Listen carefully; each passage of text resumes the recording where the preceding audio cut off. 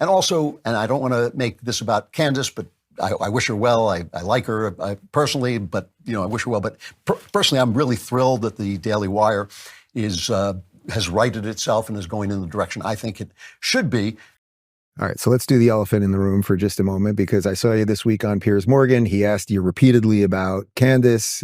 You repeatedly basically said, I won't talk about that. I'll say that here too. Yeah, and that's fine. And it's interesting because we all sort of came up together to different extents, and we've all done a million things together in public events and networks and all of those things. It seems to me that at this moment, she's now a free agent. She happened to end up on Locals, which I created, and we're a platform, not a publisher that you guys are. Can you at least talk to just sort of where it's at now? She's not with you. She's free. She's free to do whatever she wants to do, to be wherever she wants to be.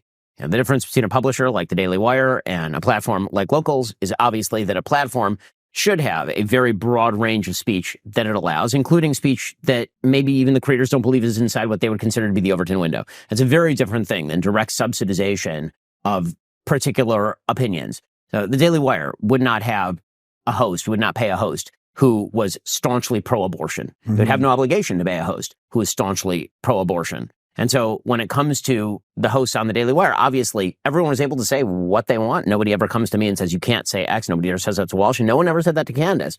But the reality is that there is an Overton window at the Daily Wire. Obviously, there was a non-meeting of the minds. That's pretty much all I can say on this.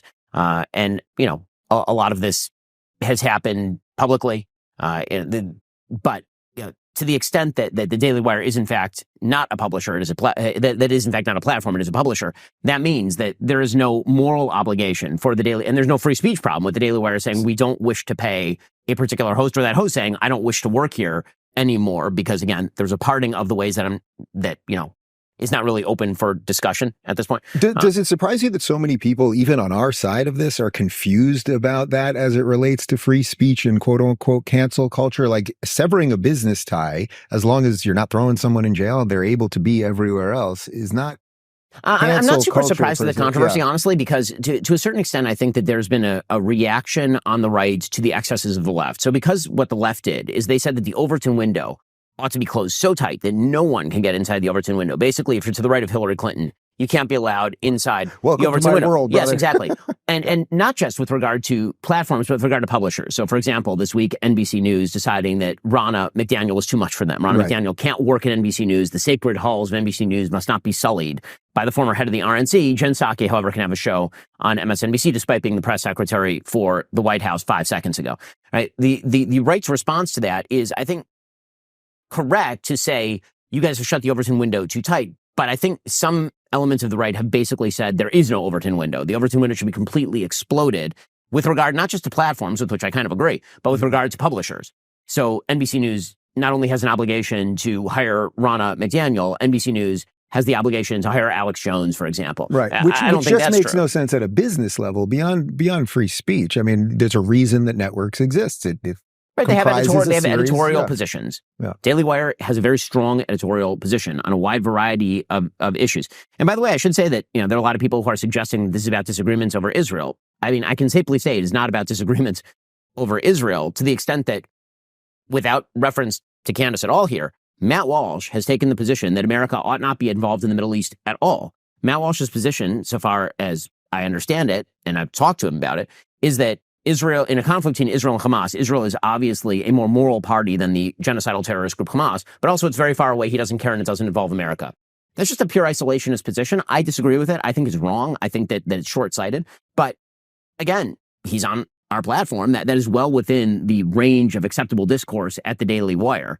So the notion that you have to mirror my exact perspectives on what Israel is doing in Gaza is obviously not true, based on the roster of hosts that we currently have. There are a lot of other factors, obviously, at play. Right. So actually, let's connect that to something else going on. This show teaser originally dropped on Daily Wire's YouTube on March 9th, 2021, which, fun fact, happens to be my birthday and Tim Pool's birthday. The premiere followed on their premium network on March 19th and hit YouTube the next day. Fast forward to Jeremy Boring's tweet from March 22nd, 2024, 3 years later. Jeremy Boring tweeted on March 22nd, 2024, Daily Wire and Candace Owens have ended their relationship. Candace posted a video saying that she was going to be on Locals, and she also promoted her personal YouTube channel. It could be pretty rough. I think I just figured it out. You figured it out. Candace Owens goes to the guys at the Daily Wire and says, I want more money. And they said no. And she goes, contract negotiation. They go contract negotiation. She says, this is not working for me. They're like, well, too bad, you're in a contract. And she goes, oh, yeah? So she goes on her show and goes, Bridget McCrone is a man. And then they're like, ah. And then they're like, okay, we get it. You're out of your contract. Leave us alone. That did kind of come out of nowhere. Right? I want to know what she was fired for. Because was it criticism of Israel? Did she show that Edward Snowden video that he put up on Twitter that shows them drone bombing those kids those men, I should say, unarmed people that were walking towards the rubble that clearly weren't causing any danger to anybody? Yeah, right. They just bombed them. Yeah, no, it's your duty. It's just like for Biden or whoever you like, you're supposed to cover up for them. Because but the whole thing is like they were always saying they're only targeting Hamas and everybody else is a casualty. Well, if those guys are just unarmed civilians and they're walking alone, that's what they appear to be. Dresden. And you just blast them from the sky with robots. This is the tragedy of war. Yeah, this is insane. And no one knows what to think now, because if you can't talk about that, if you can't say that's real, then you're saying that genocide is okay as long as we're doing it. And that is what we're saying. And if you're saying that from a perspective of someone who literally went through the Holocaust, or your people, your tribe, went through the fucking Holocaust, and now you're willing to do it? I hope the irony's not lost on you. It's so nuts. It's so hard to imagine that someone where a culture, like a country was like officially founded in, what, 47? 48. 48? Okay, officially founded. So that's so recent. and you guys are willing to do what was done to you that led you to believe that you needed to start your own country? You're willing to do that, at least on a small scale, in Gaza. Like, there's nothing left. If you see the videos, let's see some recent footage of Gaza. But I guess, is it considered anti-Semitism if you are saying it specifically because this is someone who is Jewish who does not believe in Christ? Well, in what context? If I have a conversation with Ben Shapiro about the divinity of Christ, I might make an argument that Matthew as a gospel tends to elevate the position of Christ as king, whereas, say, the book of John might elevate Christ and his divinity. That's a perfectly reasonable thing to have a conversation with a Jewish person about. But if I don't like a Jewish person, I don't like something that they say, and I say Christ is king, I might as well add comma, sucker, exclamation point after it, then yeah, of course I'm doing something that's reprehensible, and I shouldn't use the name of God in that way. So even to say, is it anti-Semitism to say Christ is king to a Jewish person?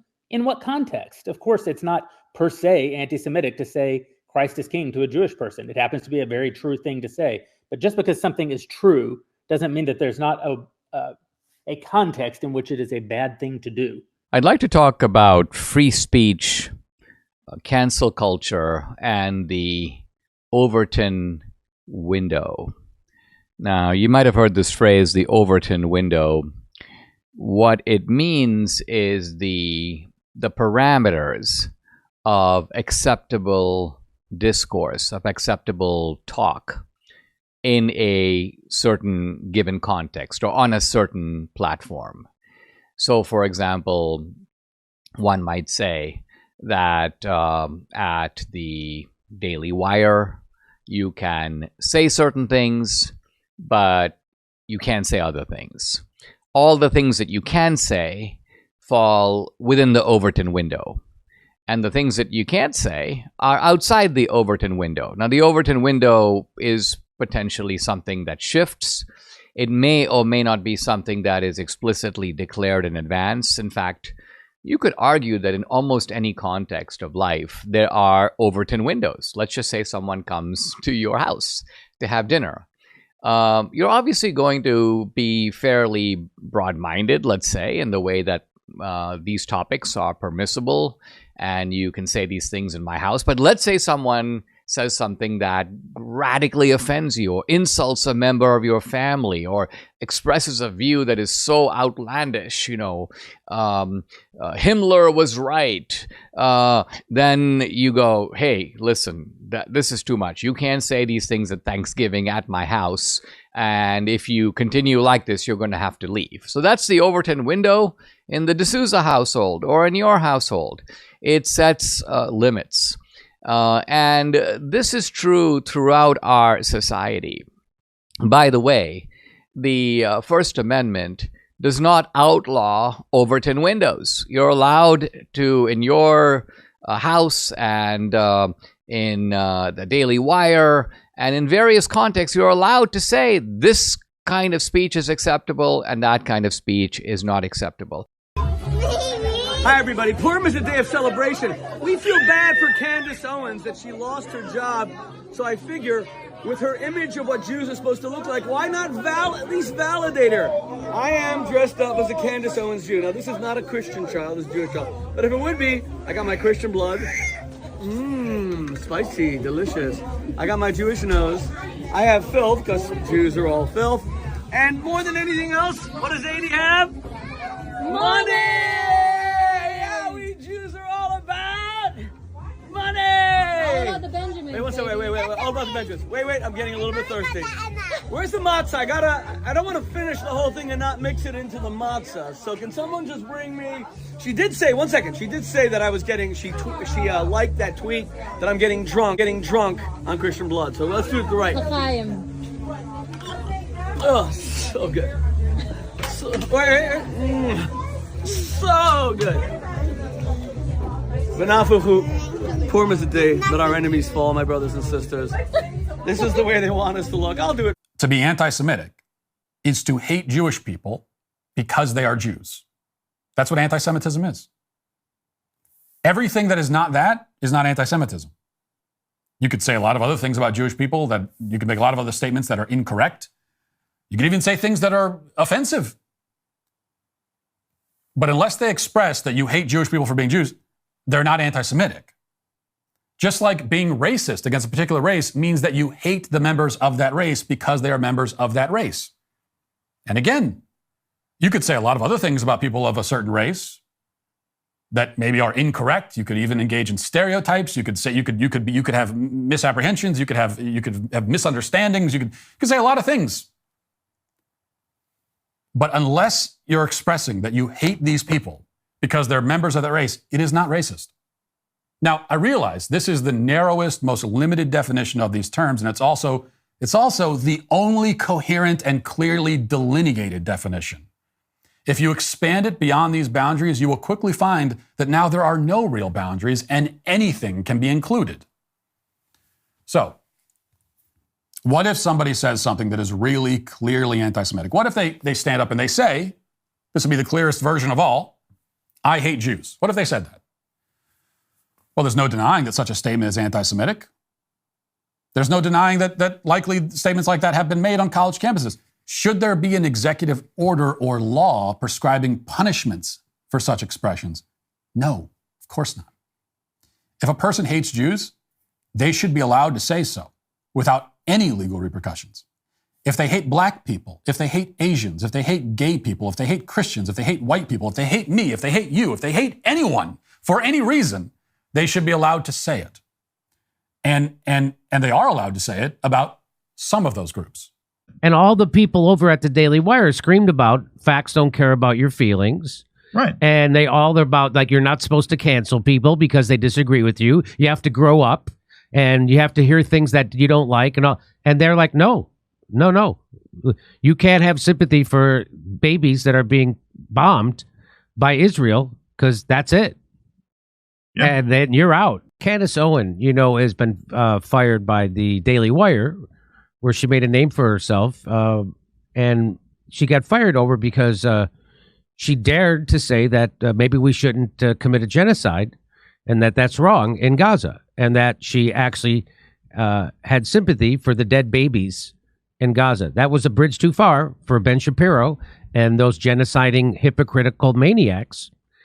And now her friends. So this guy here, this is going to shock you. Oh, right. But this guy has a show at the Daily Wire. I don't even, his name escapes me. Do you know what this guy's name is? Michael Knowles. That's Michael Knowles. That's who that is. And he's a Christian. And so he is the godfather to her baby, to Candace Owens' baby. Did you know that? So watch this. Yeah, he says that in this video, yeah. Yeah, he says that. In a few weeks, I will be out to Israel and I will be out to Gaza, and I will be able to report to you guys what it is that I actually see. But I also want to say this because it's so important. I am Team God. Okay? I'm Team God. I do not fear the media. I do not fear journalists. I do not fear AIPAC. I don't fear Big Pharma. What I actually fear is God. I think that one day we are all going to have to account for the things that we have done and the things that we have said. And I want to make sure that I am not a person that is parroting lies. The fear of losing your job, encouraging some people to spit out lies, I don't think that works in the end, right? I think you've got to check your priorities. And so with that said, I want to thank everybody who has been on this journey with me, people that have supported me. I especially want to thank all of the Jewish people that have been in the comments saying how outraged they are. And I know that it is especially difficult for you guys right now because you are being smeared, you know? I mean, I'm not going to go away. I'm going to use my God-given voice to talk about the things that are important for me. And I'm just asking to be left alone, or at least just report the truth. Ladies and gentlemen, unfortunately, that is all the time that we have for today. But don't worry, because we will see you tomorrow for a brand new episode.